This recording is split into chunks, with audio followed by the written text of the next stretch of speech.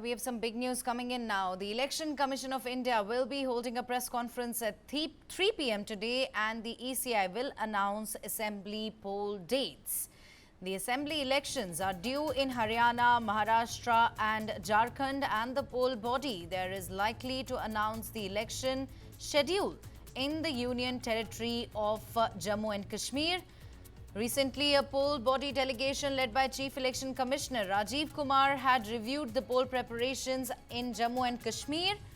The invite to the press conference in New Delhi's Vigyan Bhavan did not mention the states for which the election schedule would be announced.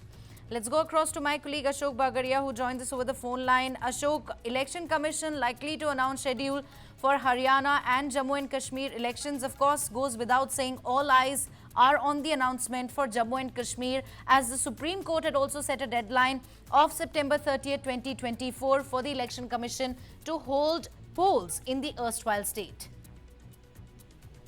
Well, yes, that's the expectation, and that's what everybody is guessing, that the elections scheduled for Jammu and Kashmir and Haryana are likely to be announced by the Election Commission of India today at 3 p.m.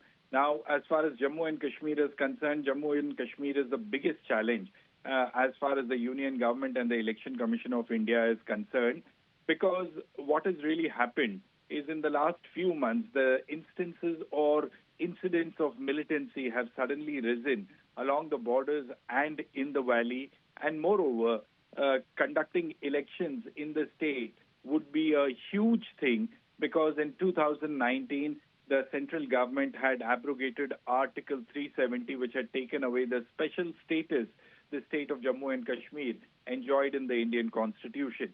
So there will be two interesting things happening today if elections to the state of Jammu and Kashmir are announced.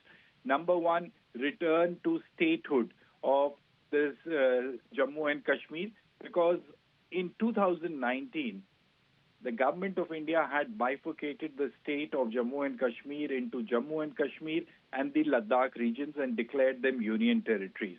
But when there was a petition in the Supreme Court challenging the abrogation of Article 370, while the Supreme Court upheld the powers of the central government and the President of India to do so, it did leave a few questions open and said that the bifurcation of the state and granting of union territory was done because of emergency and urgent measures which needed to be taken in the state. But once those emergency and urgent situation or conditions fade away, the union territory has to return back to full statehood.